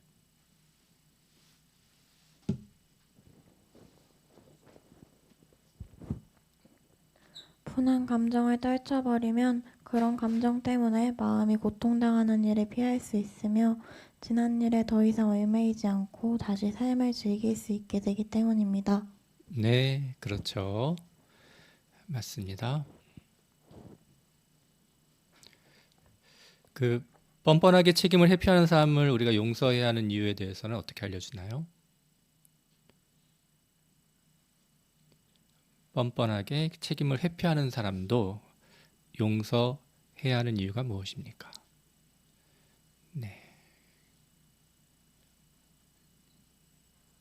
네, 박준범 형제. 우리에게 상처를 준 사람이 계속 무책임한 태도를 보인다 하더라도 우리는 그 사람으로 인해 입은 피해를 줄일 수 있는데, 우리가 그래서 그렇게 하려고 노력한다면 우리의 마음 자체가 고통당하는 일이 점점 줄어들 것입니다. 그렇게 된다면 빌립보 3장 13절에 있는 것처럼 뒤에 있는 것은 잊어버리고 앞에 있는 것을 잡으려고 힘써 달려가십시오라는 이 성구의 그 권고사항을 따르는 일일 수도 있습니다. 네, 맞습니다. 이제 분한 감정을 떨쳐버리려면 10항 보시죠. 마음의 상처를 어떻게 극복할 수 있습니까? 한 가지 방법은 상처가 아물 때까지 시간을 두고 기다리는 것입니다. 심한 부상을 당했다면 치료를 받았더라도 다 나을 때까지 시간이 필요합니다. 그와 비슷하게 우리의 감정이 치유되어 진심으로 용서할 마음이 생기려면 시간이 필요할 수 있습니다. 마음의 상처가 아물 때까지 시간을 두고 기다려야 하는 이유는 무엇입니까? 이서연 자매. 심한 부상을 당하게 되면 치료나 수술이 다 끝나더라도 다 나을 때까지 시간이 걸리게 됩니다. 마찬가지로 우리의 감정 역시 치유되어 진심으로 용서할 마음이 생길 때까지 시간을 두고 기다려야 할 수도 있습니다. 네, 그렇죠. 맞습니다. 네, 뒤에 배경윤 자매. 전도서 3장 3절에선 치료할 때, 허물 때, 세울 때 이렇게 각각의 때가 있다고 알려줍니다. 깊은 상처를 받았다면 이건 역시 용서하기까지 치료할 때가 필요하기 때문에 감정이 치유되는 시간을 인정해 줄 필요가 있습니다. 그렇습니다. 뒤에 장은아 자매. 예, 또 베드로전서 1장 22절에서도 위선이 없는 형제애정, 또 서로 마음으로부터 열렬히 사랑하는 사랑에 대해서 설명하는데요. 우리가 누군가에게 마음의 상처를 받았다면 정말 마음에서 우러나오는 그런 사랑을 나타내면서 용서를 하기까지는 쉬운 일이 아닙니다. 때문에 감정이 치유될 충분한 시간이 필요할 수 있습니다. 네, 그렇죠. 사파 함께 보실까요? 자, 사파에서는 우리에게 또 어떤 중요한 점을 알려주고 있습니까? 윤미영 자매. 네, 감정적인 상처를 마음이 찢겼다고도 표현을 하는데 비슷하게 사파는 부상을 입은 사람이 재활과 치료의 시간이 필요한 것처럼 우리 자신의 감정이 아물고 상대방을 용서하는데도 시간이 필요한 것을 보여주고 있습니다. 대개 시간이 약이라는 말이 있는데 지나고 나면 처음보다 훨씬 넓은 마음으로 상대를 용서할 수 있는 여유가 생기기도 합니다. 네, 맞습니다. 그렇죠. 은효상 형제. 네, 물론 저절로 치유되는 것도 있지만 가운데 사파처럼 재활 치료는 상당한 의지가 필요합니다. 본인이 걷고자 하는 그런 노력들이 들어갈 때 비로소 건강하게 다시 걸을 수 있는 것처럼 용서하려는 노력 역시 필요하다는 것을 강조하고 있습니다. 네, 그렇죠. 맞습니다. 다음 11항 보시죠. 용서할 수 있게 도와달라고 여호와께 기도하십시오. 앞서 언급한 N 자매는 기도가 자신에게 어떻게 도움이 되었는지 이렇게 말합니다. 저와 우리 가족들이 한 잘못된 말이나 행동을 용서해달라고 여호와께 기도했습니다. 그리고 아빠와 아빠의 아내에게 편지를 써서 두 사람을 용서한다고 말했어요. 자매는 그렇게 하기가 정말 쉽지 않았다고 인정합니다. 하지만 그는 이렇게 말합니다. 제가 여호와의 용서를 본받기 위해 노력하는 모습을 보고 두 분이 여호와에 대해 더 배우려는 마음을 갖게 되었으면 좋겠어요. 11항. 용서하는데 기도가 어떻게 도움이 됩니까? 기도가 어떻게 도움이 됩니까? 용서하는 데 있어서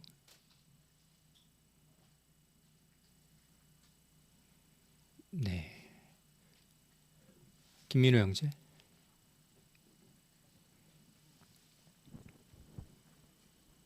네, 용서할 수 있게 도와달라고 여호와께 기도하는 것은 자신이 여호와의 용서를 본받기 위해 노력한다는 것을 보여주는 것이기 때문에 도움이 됩니다. 네, 맞습니다. 그렇죠. 그럼 부가적인 질문 하나 드릴게요. 그 기도에 해당하는 히브리어 단어가요, 그 판단하다라는 어근에서 유래됐죠. 그래서 자신을 판단하다 이런 뜻이 있는데 이 뜻을 생각했을 때 용서할 때 기도가 어떻게 도움이 됩니까? 네. 자신을 판단하다라는 그런 어근을 생각을 해보았을 때요, 용서하는데 기도가 어떻게 도움이 됩니까? 네. 정춘일 형제. 네, 저도 그 어려움을 겪었을 때 그 용서한다는 것은 오늘 이 내용과 관련해서 정말 힘든 것이었습니다. 그런데 제가 이제 진리를 받고 나서 제가 화를 많이 나고 어떤 때 내 잘못이 이렇게 컸나, 상대가 이렇게 나한테 크게 이렇게 화를 낼 일인가 이런 것을 생각했을 때 그것이 내가 판단할 것이 아니라 오히려 그냥 여호와께 기도를 하고 내 잘못도 있었구나. 그 형제가 시간이 가면은 변하겠지 하고 이렇게 생각을 하고 기도를 했을 때 나중에 제 마음이 편해지고 또 상대가 앞에서 배운 것처럼 변하든 변하지 않든 건 여호와께 맡겼기 때문에 제가 오히려 더 변화의 그런 이익을 봤다는 점을 또 평화를 찾을 수 있었다는 점을 또 배우게 됩니다. 네, 좋습니다. 최윤정 자매.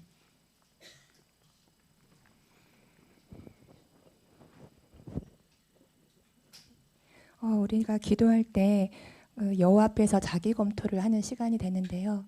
그렇게 하면서 우리의 말과 행동이 여호와의 뜻대로 하고 있는지 자기 반성을 하고 그렇게 되면 여호와 앞에서 우리가 너무 미천하고 죄인이다라는 생각을 하면서 다른 사람의 잘못도 용서하게 되기 쉽게 됩니다. 네, 그렇습니다. 박준범 형제.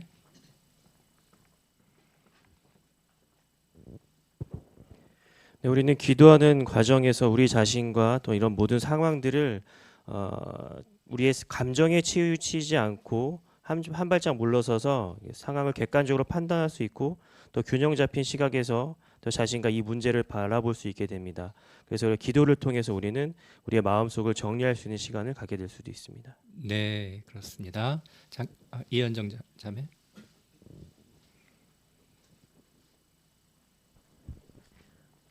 또 오늘 파수대 앞에 기사 내용에서 여호와께서는 우리에게 깊은 상처를 준 사람을 심판하실 것임을 신뢰하며 문제를 그분에게 내맡기는 게 우리가 기도하는 거라고 알려주었습니다.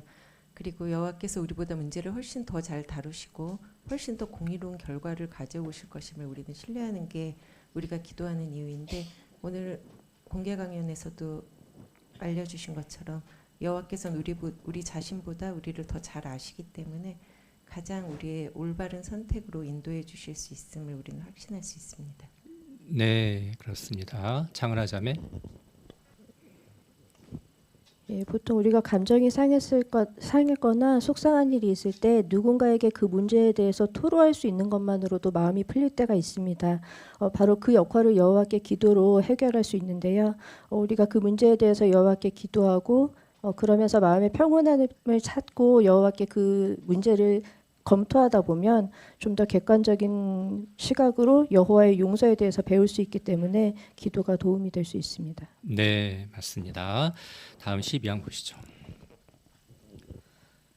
자신의 감정이 아니라 여호와를 신뢰하십시오. 여호와께서는 언제나 우리에게 가장 유익한 것이 무엇인지 아십니다. 그분은 절대로 우리에게 해가 될 만한 일을 하라고 하지 않으십니다. 따라서 그분이 우리에게 용서하라고 권하신다면 그렇게 할 때 우리에게 유익하다는 것을 확신할 수 있습니다. 하지만 자신의 감정을 신뢰한다면 상대방을 결코 용서하지 못할 수 있습니다. 앞서 나온 나오미 자매는 이렇게 말합니다. 처음에는 음란물을 본 남편을 용서하지 못하는 게 당연하다고 생각했어요. 용서하면 남편이 제 마음을 또 아프게 하거나 제게 얼마나 큰 고통을 줬는지 잊어버릴까 봐 두려웠어요. 그리고 여호와께서 제 감정을 이해하실 거라고 생각했죠. 하지만 여호와께서 제 마음을 이해하신다고 해서 제가 그런 마음을 갖는 것을 꼭 옳다고 보시는 건 아니라는 점을 깨달았어요. 그분은 제 감정을 아시고 제 마음의 상처가 치유되기까지 시간이 필요한 것도 아시지만 여전히 제가 용서하기를 바라시죠. 보기 전에 먼저 잠언 3장 5절과 6절 자 어느 분께서 낭독해 주실까요? 남칠순 자매.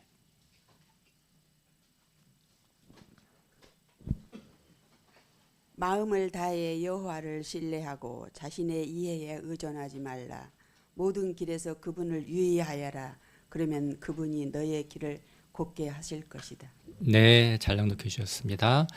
왜 자신의 감정이 아니라 여호와를 신뢰해야 합니까? 은하인 자매. 자신의 감정을 신뢰한다면 상대방을 결코 용서하지 못할 수 있습니다. 여호와께서는 우리에게 가장 유익한 것이 무엇인지를 아시기 때문에 용서하라고 하신 그분의 권고를 따라야 합니다. 네, 그렇죠. 맞습니다. 이재천 형제. 네, 잠언 14장 12절에 어떤 길은 사람이 보기에 올바르지만 결국은 죽음에 이른다라는 표현이 있는데요.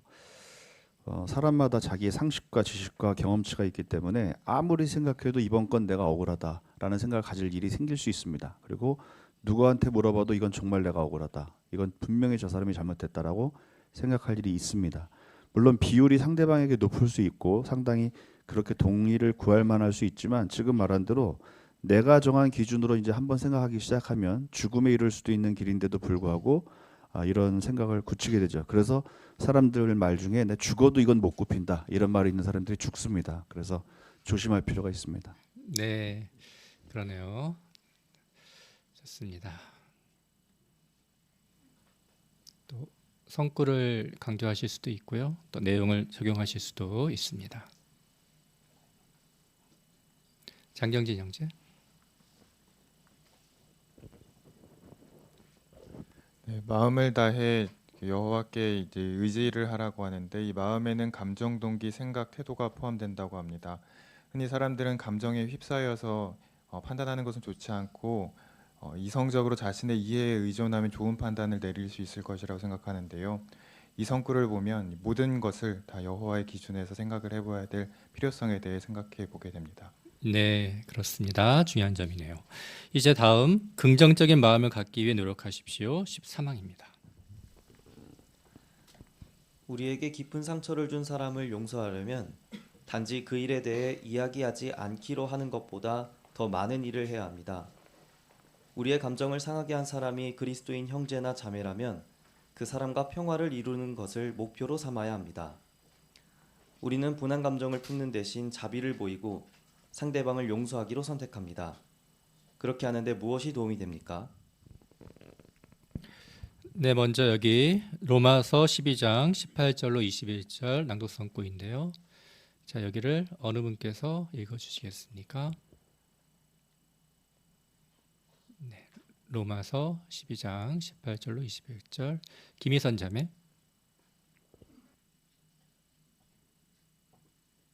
가능하다면 여러분이 할 수 있는 대로 모든 사람과 평화롭게 지내십시오. 사랑하는 여러분, 스스로 복수하지 말고 진노에 맡겨두십시오. 여호와께서 말씀하신다. 복수는 나의 것이니 내가 갚아주겠다라고 기록되어 있습니다. 또 내 원수가 굶주리거든 먹이고 목말라 하거든 마실 것을 주어라. 그렇게 함으로 너는 그의 머리 위에 숯불을 쌓을 것이다 라고 되어 있습니다. 악에게 짓지 말고 계속 선으로 악을 이기십시오. 네, 감사합니다. 자, 이 성구에서는 어떻게 하라고 알려줍니까?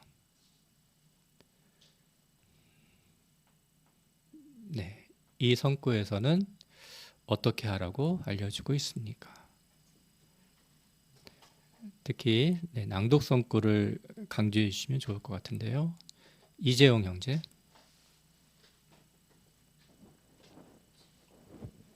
네, 형제자매들 사이에 있어서 평화를 이루는 것을 목표로 생활하라는 것입니다. 네, 그렇죠. 맞습니다. 윤미영 자매. 네, 20절에 용서하는 것은 그의 머리에 숯불을 쌓는 것이다 라고 되어 있는데 이것은 광석을 숯더미 위에 놓고 그 위에 숯불을 쌓으면 광석의 불순물을 분리해서 재련하는 것을 표현한 것입니다. 그와 비슷하게 용서는 상대의 태도를 누그러뜨리기 때문에 이렇게 더 많은 노력이 있어야 할지 모른다는 뜻으로 생각할 수 있습니다. 네, 그렇죠. 좋은 점이네요. 네. 그럼 다음도 14항 보시겠습니다. 우리의 감정을 상하게 한 사람을 여호와께서 보시는 것처럼 보기 위해 노력해야 합니다. 여호와께서는 사람들의 좋은 점에 초점을 맞추십니다. 우리가 사람들에게서 좋은 점을 찾으려고 하면 좋은 점이 눈에 띄고 나쁜 점을 찾으려고 하면 나쁜 점이 눈에 띄기 마련입니다. 우리가 상대방의 좋은 점을 보려고 노력한다면 그를 용서하기가 더 쉬울 것입니다. 예를 들어 제러드 형제는 이렇게 말합니다. 어떤 형제가 잘못을 했을 때 그가 가진 여러 가지 좋은 점들을 생각해 보니까 용서해 주기가 쉬워지더라고요. 14항. 우리는 어떻게 하기 위해 노력해야 하며 그 이유는 무엇입니까? 김여송 자매. 우리는 사람을 볼 때 어떤 점에 초점을 맞추느냐에 따라서 그 사람이 좋게도 보이고 나쁘게도 보입니다. 우리가 상대방의 좋은 점을 보려고 노력을 한다면 그를 더 이해하기 쉬워지기 때문에 상대방이 잘못을 했을 때 용서하기가 더 쉬워질 수 있을 것입니다. 네, 그렇죠. 맞습니다. 네, 뒤에 심재웅 형제. 네, 실제 여호와께서도 그 점과 관련해서 본을 보여주셨는데 역대기하 16장 9절에서 아사 왕이 여호와의 도움을 구하지 않고 시리아에 의지했을 때 여호와께서 정말 불쾌하게 여기셨지만 그럼에도 불구하고 그 가운데 마음이 온전한 자들을 찾으셨습니다. 그러니까 우리 역시 모든 사람들이 단점들을 갖고 있는데 여호와께서는 자신을 기쁘게 하려는 그런 좋은 점이 있는지 보시는 것처럼 우리 역시 여호와를 본받을 때 우리를 불쾌하게 한 또 우리에게 마음에 상처를 준 사람들에게 용서를 나타내기 더 쉬울 것입니다. 네, 좋은 성경적 예를 알려주셨습니다. 다음 또 15강 보시죠. 상대방에게 용서했다고 말해주는 것도 큰 도움이 될 수 있습니다. 이유가 무엇입니까? 앞서 언급한 나오미 자매는 이렇게 말합니다. 남편이 저에게 자신을 용서해 주었는지 물어보더라고요. 용서했다고 말하려고 했는데 입이 떨어지지 않았어요. 아직 진심으로 용서해 준 건 아니라는 걸 깨달았죠. 시간이 지나자 용서한다는 바로 그 간단하고도 의미 깊은 말을 남편에게 할 수 있게 되었어요. 남편은 눈물을 글썽이며 안도했죠. 저도 믿기지 않을 정도로 마음이 평온해졌어요. 그때 이후로 남편을 다시 신뢰하게 되었고 우리 부부는 예전처럼 사이가 좋아졌어요. 네, 15항. 상대방에게 용서했다고 말해주는 것이 도움이 될 수 있는 이유는 무엇입니까? 네, 그렇게 심규철 형제. 네, 그렇게 말할 때 상대방도 안심시킬 수 있고 자신의 마음도 평온을 찾게 될 것입니다. 네, 그렇습니다. 박소정 자매. 네, 용서했다고 말하는 것은 상대를 위한 일이기도 하지만 이 자매의 신뢰에서 알 수 있듯이 자신이 상대를 진심으로 용서했는지 아닌지를 알아보는 척도가 될 수 있습니다. 만약에 당장 그 말을 할 수 없다면 상처를 내버려 두는 게 아니라 용서하기 위한 의도적인 노력을 기울이게 될 것이므로 자기 자신에게 가장 유익합니다. 네, 그렇죠. 맞습니다. 다음 16항 보시죠. 여호와께서는 우리가 용서하는 사람이 되기를 바라십니다. 물론 다른 사람을 용서하는 것이 쉬운 일은 아닙니다. 하지만 우리가 자신의 감정을 회피하지 않고 분한 감정을 떨쳐버리고 다시 긍정적인 마음을 갖기 위해 노력한다면 우리의 마음에 상처를 준 사람을 용서해 줄 수 있을 것입니다. 네, 16항. 용서에 대해 무엇을 배웠습니까? 네, 용서에 대해서 무엇을 배우셨습니까? 뒤에 배경윤 자매. 자신의 감정을 회피하지 않고 분한 감정을 떨쳐버리고 다시 긍정적인 마음을 갖게 될 때 우리의 마음에 상처를 준 사람을 용서하기 쉬울 수 있습니다. 네, 그렇죠. 자, 여기 밑에 용서하기 위한 3가지 단계 우리 배우신 내용인데요. 특히 강조하고 싶으신 부분이 있으실까요? 네, 특히 강조하고 싶은 부분. 네, 신영옥 자매.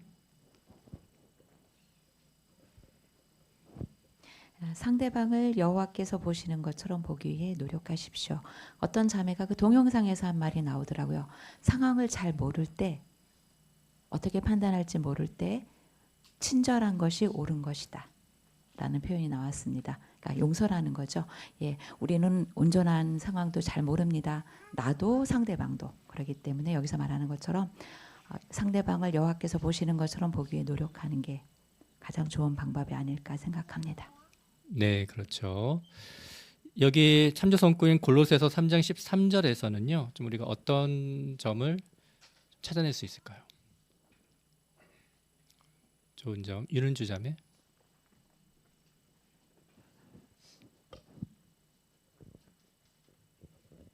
네, 여호와께서 여러분을 기꺼이 용서하신 것처럼 우리도 그렇게 해야 된다고 여호와께서 강조하시는데요. 우리가 여호와께 용서를 받을 수 있는 조건은 우리도 용서를 해줘야 한다는 것입니다.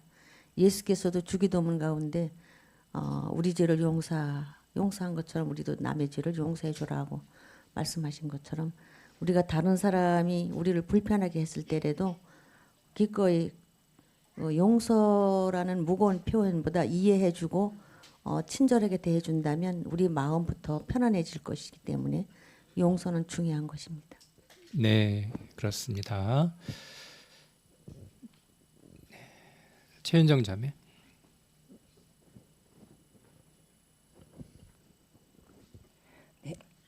네, 성구에 기꺼이 용서한다라는 이 표현은 일반적인 용서와는 다른 의미입니다.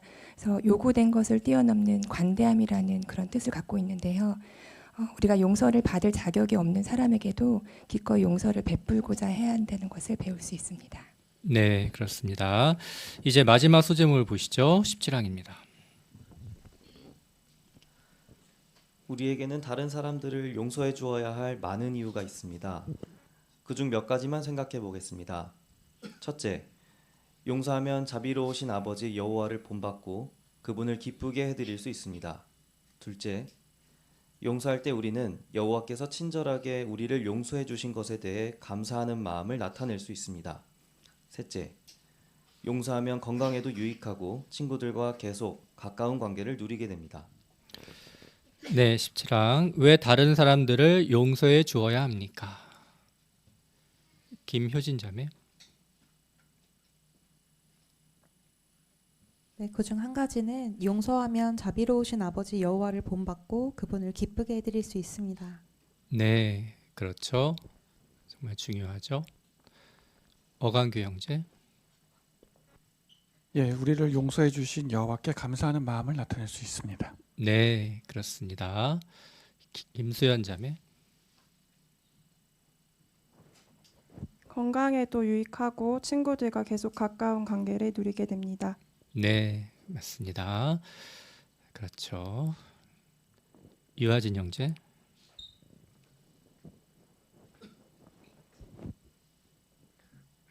마태복음 6장 12절에서는 우리가 다른 사람을 용서해 준 것과 같이 여호와께 우리를 용서해 달라는 말이 있습니다. 통찰책에서 죄는 관역에서 빗나가다를 의미하는데요.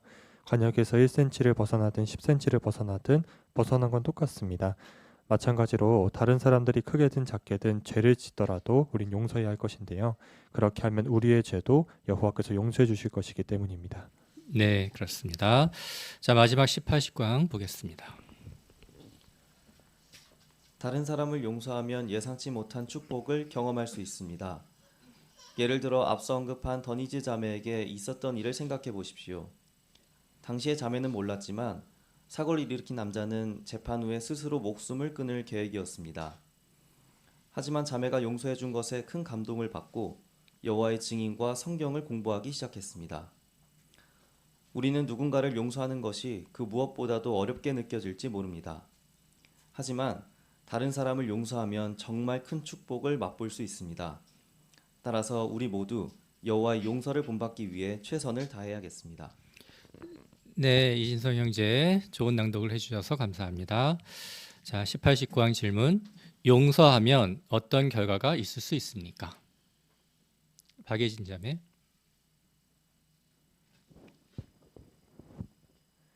용서해 준 것에 큰 감동을 받고 성경을 공부하기 시작한 것처럼 예상치 못한 축복을 경험할 수 있습니다. 네, 그렇죠. 맞습니다. 네. 뒤에 정춘희 형제. 네, 여기 마태복음 5장 7절에 나온 것처럼 자비로운 사람들은 행복합니다. 그들이 자비를 받을 것이기 때문입니다. 한 것처럼 우리가 용서를 하면 내 자신이 축복을 받는다는 점을 배우게 되었습니다. 네, 그렇습니다. 심재용 형제. 네, 여기 더니즈 자매의 예처럼 용서를 한다면 한 사람의 생명을 구할 수도 있고 또 그 사람이 영원한 생명을 얻을 수 있는 기회까지 줄 수 있는 아주 대단한 결과가 있다는 것을 이해하게 됩니다. 네, 그렇습니다. 자, 그러면 마지막 김영수 형제 해석까지 들어보죠. 네, 누군가를 용서하는 것은 참으로 어렵습니다. 예, 마음속으로 용서하는 것도 어려운데 실제 말로 표현하는 것은 상상할 수 없을 정도로 상당히 어렵습니다. 그렇게 하기 위해서는 능동적인 자세와 적극적인 자세, 또 담대함도 필요할 수가 있습니다. 실제로 해보시면 상당히 용서를 한 사람이 기분이 좋고요, 마음이 홀가분해집니다. 저는 이 연구 기사를 하고 나서 우리 자매한테 자매 용서해 준다고 얘기했습니다. 그랬더니 자매가 내가 뭘 잘못했는데 용서해 주냐, 그런데 어쨌거나 잘못했던 안 했던 모든 걸 용서한다 했더니 너무 사이가 좋아졌습니다. 한번 해보시기 바랍니다. 네, 알겠습니다. 적용해 보겠습니다. 자, 그러면 복수 질문 보시죠. 누군가가 감정을 상하게 했을 때 왜 자신의 감정을 회피하면 안 됩니까? 장은아 자매. 이번 기사에서 그렇게 하는 것은 칼에 찔렸는데 칼을 뽑지 않고 그대로 두는 것과 같다는 표현이 인상적이었습니다. 때문에 우리가 어떤 상처를 받았다면 칼을 뽑는 것과 같은 과정을 통해서 고통스러운 감정을 치유하기 위해 노력하고 용서하기 위해 노력해야 합니다. 네, 그렇죠. 두 번째, 어떻게 분한 감정을 떨쳐버릴 수 있습니까? 김명철 형제. 네, 우선 상처가 났다면 상처가 아물 때까지 시간을 두고 기다릴 수 있고, 분한 감정을 떨쳐버릴 수 있게 도와달라고 여호와께 기도할 수 있습니다. 또 마지막으로 자신의 감정이 아니라 여호와를 온전히 신뢰한다면 그런 분한 감정을 곰곰이 생각하는 것이 아니라 바로 떨쳐버릴 수 있게 될 것입니다. 네, 그렇습니다. 다음 세 번째, 어떻게 긍정적인 마음을 갖기 위해 노력할 수 있습니까? 긍정적인 마음을 갖기 위해 어떻게 노력할 수 있습니까? 이현정 자매.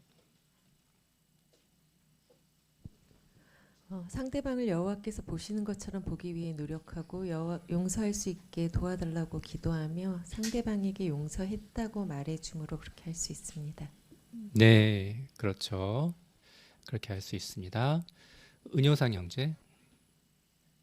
네, 또 그로 인한 결과를 생각해 볼 수 있는데요. 생각해 보면 우리가 누군가 사이가 좋지 않을 때 그건 두 사람 개인 문제가 아닐 수 있습니다. 가족 간의 문제가 될 수도 있고, 각자 어울리는 사람들이 있다면 그룹 간의 문제, 회중 문제가 될 수도 있습니다. 또 그게 다가 아니라 그 사이에서 양쪽의 눈치를 봐야 하는 그런 사람들도 생길 수 있습니다. 스스로에게 좀 많이 질문해 봤는데 이건 회중뿐만 아니라 그 만나서 그 용서를 구해야 될 사람들이 많이 생각났습니다. 따라서 우리는 이러한 어려운 것들을 해냈을 때 여호와께서 예상치 못한 축복, 또 큰 축복을 주신다는 점들을 생각해 본다면 용서의 필요성을 더 생각해 보게 됩니다. 네, 좋은 적용점이네요. 김소연 자매까지 듣겠습니다. 상대방을 여호와께서 보시는 것처럼 보기 위해서 좋은 면을 보고, 또 과거에 어떤 상처를 겪었는지, 어떤 환경에서 자랐는지도 좀 고려해 보면 도움이 될 것 같습니다. 네, 그렇습니다. 저희는 그 여호와의 용서에 대해서 그 3주에 걸쳐서 배우시게 되었는데요. 첫 번째 주에는 여호와의 용서의 목적이 죄 많은 인류와의 화해, 이것을 통해서 연하님과 인류 간의 좋은 관계를 맺기 위함이라는 것을 배웠습니다. 저번 주에는 여호와의 용서는 완전 무결하기 때문에 우리가 죄책감 없이 연하님과 좋은 관계를 맺게 될 수 있다라고 배우셨습니다. 오늘 우리는 이러한 여호와 용서를 우리 자신이 어떻게 본받을 수 있는지 배우셨는데요. 아마 제가 세보진 않았지만 오늘 파스 내용에서 가장 많이 나오는 단어가 아마 관계라는 단어인 것 같습니다. 즉 용서는 관계랑 아주 밀접한 관련이 있습니다. 우리가 여호와를 본받아서 그 참된 용서를 했을 때 우리는 사랑하는 형제들과도 좋은 관계를 맺을 수 있지만 더 나아가서 하나님과 좋은 관계를 계속 유지할 수 있습니다. 혹시 지금 이 회중 내에서 또는 가족 내에서 말이나 행동으로 있는 상처가 여전히 남아있는 분이 좀 계실 수 있을까요? 그리고 그것이 시간이 꽤 지났음에도 불구하고 여전히 용서되지 않는 경우가 있을 수 있을까요? 그럴 수 있습니다. 시간이 필요할 수 있죠. 더구나 그 시간은 상대적일 수 있습니다. 하지만 중요한 것은 우리가 여호와를 본받기 위해서 조금씩이라도 용서하기 위해 노력하는 모습을 여호와께서는 매우 기쁘게 보신다는 것을 우리 모두가 기억할 필요가 있습니다. 네, 오늘 많은 분들이 해설에 참여해 주셔서 감사합니다. 그리고 기도 후에는 짧은 봉사 모임이 있을 것이기 때문에 잠시 자리에 앉아주시기 바랍니다. 이제 가능하신 분들은 함께 일어나셔서 노래 125번 자비로운 사람들은 행복하다를 부르시고 김지웅 형제의 기도로서 오늘 집회를 마치겠습니다. Thank you.